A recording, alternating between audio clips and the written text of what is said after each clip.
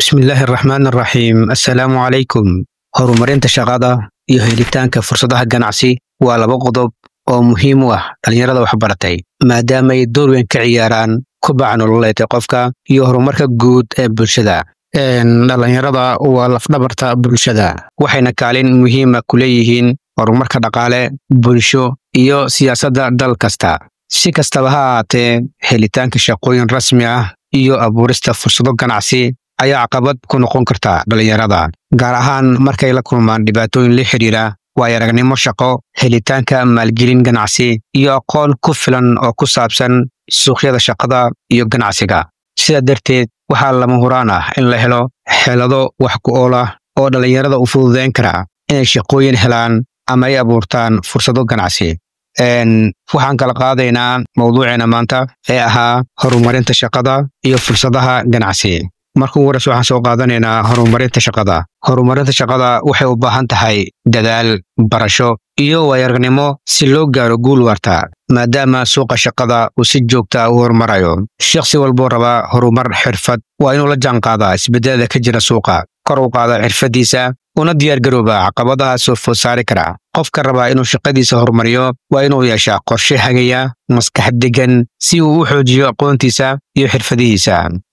marka la helo isbedel maskaxeed iyo hadaf sare waxaa fududaanaysa inuu qofka u gudbo heerar ka sareeya heerka uu taagnaa islamarkaasna helo shaqo cusub oo uu dakhli fiican ka heli karo haddaba si horumar shaqo loo gaaro waxaa muhiim ah in la eego qodobada muhiimka ah ee arrintani la xiriira kuwaasoo kuu horseedi karaa guusha aad rabto inaad gaarto qodobadani waxay diiradda saarayaan barashada xirfad cusub horumarinta isdhexgalka bulshada helitaanka waayo-aragnimo iyo la jaanqaadidda isbedelada casriga ee suuqa ka dhaca qodobadani waxaa ka mid ah 1 xirfadaha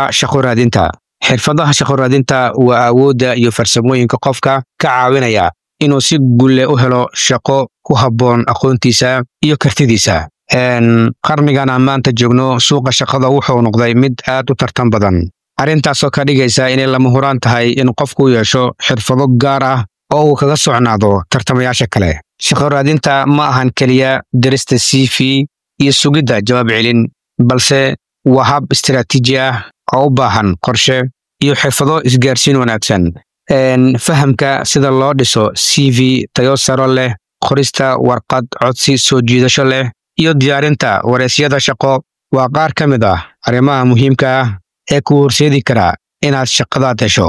haddaba si shaqo loo helo waxaa laga maarmaan ah in la barto xirfadaha muhiimka u ah raadinta shaqada sida dhisidda sumcad xirfadeed la xiriiridda shabakadaha kala duwan iyo adeegsiga tiknoolajiyadda casriga ah ee shaqo raadinta xirfadahan waxay kor u qaadayaan fursadahaaga shaqo helidda 2 kor u qaadista xirfadaha waa tallaabo muhiim ah oo qofka ka caawinaysa inuu kor u sii qaado aqoontiisa kartidiisa iyo waayo-aragnimadiisa si uu ugu mid noqdo xirfadlayaasha guulaystay dadka raba inay horumariyaan xirfadahooda waa inay si joogta ah u bartaan aqoon cusub la jaanqaadaan tiknoolajiyadda casriga ah islamarkaana ku dadaalaan inay la falgalaan xirfadlayaal kale oo khibrad leh xirfadaha kala duwan sida barashada barnaamijyada kombiyuutarka suuqgeynta dijitaalka ah isgaarsiinta hogaaminta maareynta wakhtiga maareynta dhaqaalaha iyo adeegsiga tiknoolajiyadda ayaa ah kuwa asaaska u ah guusha shakhsi walba kor u qaadista xirfadaha waxay shakhsiga ka caawisaa inuu noqdo mid tartan geli kara kalsooni badan leh kana adkaan kara caqabadaha ka hortaagan horumarkiisa sidaas darteed waxaa muhiim ah in shakhsiga si joogta ugu dadaalo kobcinta xirfadihiisa si uu u gaaro guusha uu rabo intaasi waxaan ugu baxaynaa horumarinta shaqada markaana waxaan isla fiirinaynaa fursadaha ganacsiga waa mid ka mid ah fursadaha ugu waaweyn ee dhalinyarada ay ku gaari karaan horumar dhaqaale xorriyad maaliyadeed iyo mustaqbal sugan marka qofku yeesho fikrad ganacsi oo adag karti iyo dadaal joogta ah wuxuu heli karaa fursado badan oo uu ku horumarin karo naftiisa iyo bulshadiisa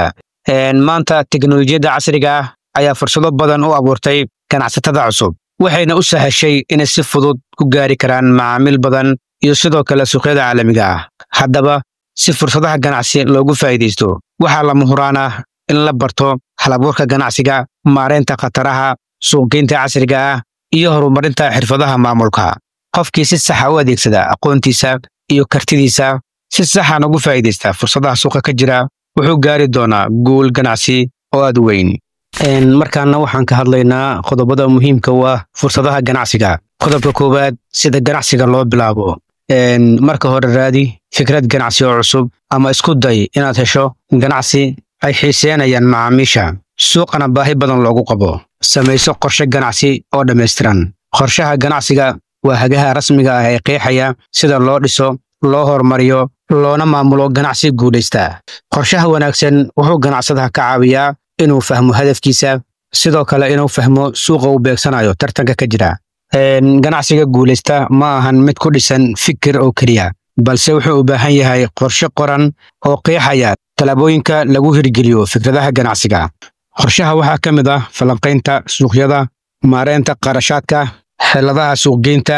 iyo qaabka lagu kobcin karo ganacsiga mustaqbalka. qof kasta oo raba inuu ganacsi cusub bilaabo ama horumariyo ganacsi hore u jiray waa inuu diyaarsadaa qorshe cad oo hagaya horumarkiisa. qorshaha wuxuu yareeyaa halista fashilka, wuxuu kordhiyaa fursadaha guusha, wuxuuna fududeeyaa in la helo maalgelin iyo iskaashi ganacsi oo wax ku ool ah. maalgelinta ganacsiga waa lafdhabarka horumarinta ganacsiga, waxayna fure u tahay bilowga iyo kobcinta shirkadda ama mashruuca ganacsi. qof kastoo raba inuu ganacsi yeesho ama balaariyo ganacsi hore u jiray waxaa qasab ku ah inuu sahmiyo ilo kala duwan oo maalgelin ah, sida bangiyada, maalgeliyaasha gaarka ah ama kaydkiisa shakhsiyadeed. helitaanka maalgelin sax ah waxay ganacsadaha ka caawinaysaa inuu si habsami leh u fuliyo qorshihiisa, u maareeyo qarashaadkiisa, uguna adkaado caqabadaha dhaqaale ee soo wajihi kara. sidaas darteed waa muhiim in la fahmo xulashooyinka kala duwan ee maalgelinta iyo sida mid waliba u shaqayso si loo doorto habka ugu habboon ee lagu horumarin karo ganacsiga. qodobka labaad, ganacsiga digitalka ah. ganacsiga digitalka wuxuu leeyahay furuuc badan oo kala duwan sida e-commerce-ga ama ganacsiga online-ka. e-commerce-ga waa hab casri ah oo ganacsatada u sahlaysa inay alaabtooda ku iibiyaan internetka iyagoo adeegsanaya Facebook ama Shopify ama Alibaba ama Amazon. ganacsigan wuxuu fursad weyn u yahay qof kastoo raba inuu ganacsigiisa ama badeecadiisa gaarsiiyo macaamiil kala duwan. dukaamada online-ka ah waxay yareeyaan qarashaadka ganacsiga, waxay kordhiyaan fursadaha iibka, waxayna bixiyaan hab casri ah oo sahlaysa gadashada iyo iibinta badeecooyinka. qofkii si fiican u barta suuqgeynta digitalka ah iyo adeegyada lacag bixinta online-ka wuxuu si sahlan ugu faa'iideysan karaa fursadaha ganacsi ee e-commerce-ga. markaan fiirino suuqyada digitalka, ganacsadaha barta xirfadda suuqgeynta digitalka wuxuu si sahlan badeecadiisa ku gaarsiin karaa macaamiil aad u badan. qodobka saddexaad, kobcinta ganacsiga. si aad ganacsigaaga u horumariso waxaad u baahan tahay talaabooyinka soo socda. talaabada koowaad, isticmaalka tiknoolajiyadda. isticmaalka tiknoolajiyadda waxay ganacsatada u fududaysaa maareynta xogta, suuqgeynta digitalka iyo isgaarsiinta macaamiisha, taasoo sare u qaadaysa kobaca iyo guusha ganacsiga. markaad si sax u adeegsato tiknoolajiyadda waxaad heli doontaa faa'iido badan oo kaa caawinaysa inaad la tartanto suuqyada caalamiga ah. marka adeegso tiknoolajiyadda si aad u horumariso wax soo saarkaaga. talaabada labaad, faham suuqa iyo macaamiisha. fahamka suuqa iyo qancinta macaamiisha waxay muhiim u tahay ganacsigaaga, sababtoo ah haddii aadan fahansanayn baahida suuqa ka jirta iyo waxay macaamiishu u baahan yihiin waxaad qarka u saaran tahay inaad ganacsigaaga ku khasaarto. markaad si wanaagsan u fahanto suuqa waxaad si sax u qiimeyn kartaa baahida suuqa ka jirta iyo waxay macaamiishu u baahan yihiin. daraasaynta suuqa iyo la falgalka macaamiisha waxay kuu sahlayaan inaad si fudud aad u iibiso badeecooyinkaaga.